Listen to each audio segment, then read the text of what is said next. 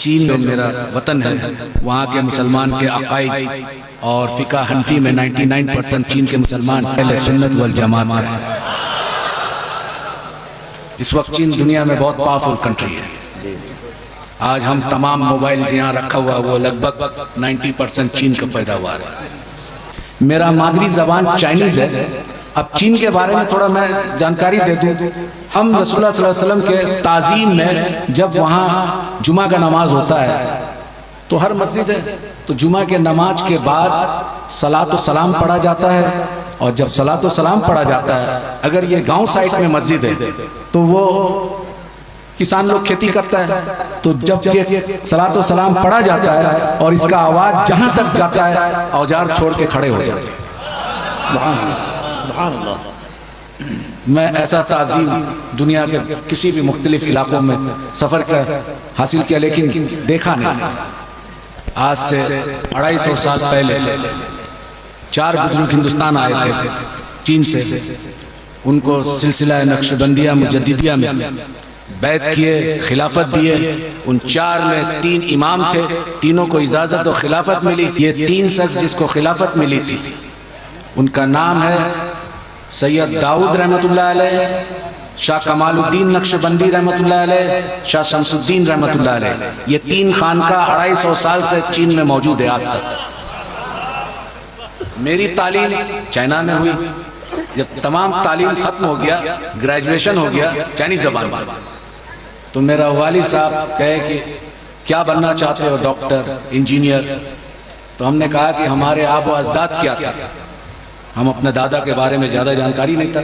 बोले हम सब नक्शबंदी सिलसिला के थे। हमारे वालिद साहब यानी कि मेरा दादा शाह कमालुद्दीन नक्शबंदी रहमतुल्लाह अलैह, मेरा वालिद साहब कहे कि वो दीन का खिदमत किया, उसका वालिद साहब दीन का खिदमत किया। तो हमने कहा कि जब इस ख़ानदान से हम बिलोंग करते हैं तो फिर हमें दुनियावी तालीम क्यों दी? दीनी तालीम किसी मदरसा में देना चाहिए था। तो बोला कि आका अलैहिस्सलाम का एक मशहूर वाक़यात है, हदीस नहीं है, कि इल्म सीखना के लिए अगर चीन जाना पड़े, बस इस वजह से हमारा ताल्लुका चीन से है। और ये आका अलैहिस्सलाम के ज़माने में बहुत मशहूर था, इसलिए हमने चीन भेज दिया तुम्हें।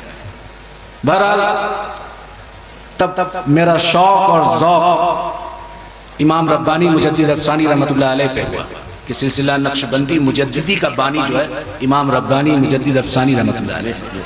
तो जिस शख्स के बारे में मैं जानता नहीं, उनके मजार में जाकर किस तरह ताज़ीम और तकरीम किए मैं नहीं जानता, इसलिए मैं नहीं जाता था।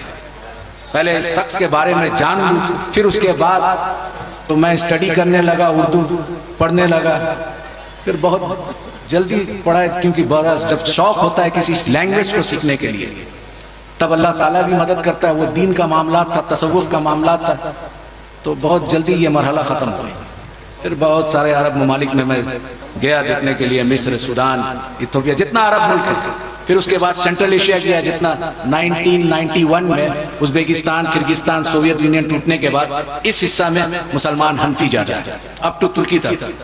जब दीनी तालीम पूरा मुकम्मल हो गई, अब ज़ौक़ और शौक़ व तसव्वुफ़ क्या है। और तसव्वुफ़ सीखने के लिए सबसे पहले आपको 2 चीज़ चाहिए। एक आपको कामिल मशाइख, जिसको हम पीर साहब कहते हैं। आज यहाँ एक बहुत बड़े पीर महबूब अली शाह रहमतुल्लाह अलैह, यहाँ आज हम लोग को हाजिरी का नसीब हुआ। वो कौन शख्स थे, क्या थे जो दुनिया भूल नहीं पा रहा है? वो पूरी ज़िंदगी तसव्वुफ़ के बुजुर्ग थे। जब तसव्वुफ़ के बुजुर्ग सलूक की राह में कमालात हासिल कर लेते हैं तो अल्लाह ताला उनको अपना दोस्त बना लेता है और विलायत के नेमत से नवाज देता है। तो उन्हीं के एक ज़ौक़ और शौक़ और एक रूहानी निस्बत हमें यहाँ खींची लेके आई। वो तबलीग जमात के 16 आदमी थे। आज तो तबलीग जमात चीन में बैंड है, वहाँ भी बैंड है। सिर्फ अगर चीन का सरकार इस्लाम को कबूल करता है तो वो बोलता है कि खानका के जैसा मुसलमान बनाओ जो मोहब्बत फैलाता है।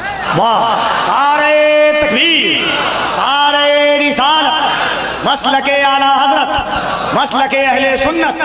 सुभान अल्लाह। अब सवाल है, अरब में देखते हैं लोग, अरब से इस्लाम आया, सहाबी अरबी थे, ताबईन अरबी थे, तबे ताबईन अरबी थे, आका अलैहिस्सलाम अरब में आए। तो अरब में खारजी भी आया था, राफजी भी आया था, मुतजल्ला फिरका जो है अरब में आया था। ये तमाम शिया जो हजरात है, लेकिन ये सब यहाँ अरब में आया था, हिंदुस्तान में नहीं आया था।